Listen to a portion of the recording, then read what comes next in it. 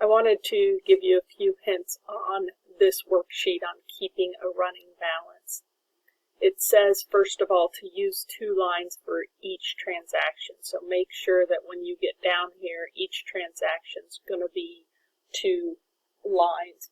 So on May 27th, when I write a check, it's going to be 2 lines. Okay?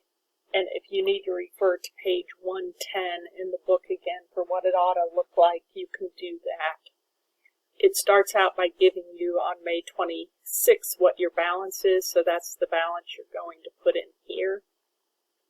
And then you're going to go through each and every one of these transactions again and do 2 lines saying who it's to, the amount, and then the second line always recomputing another balance.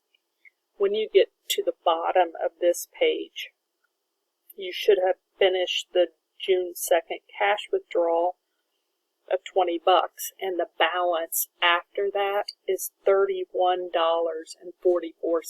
$31.44.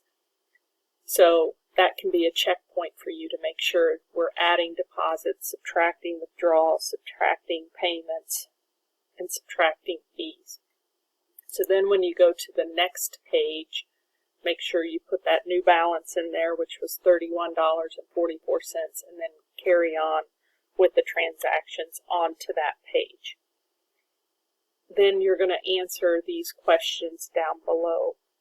This first one will be 1 point. This one will be 2 points because you will need to tell me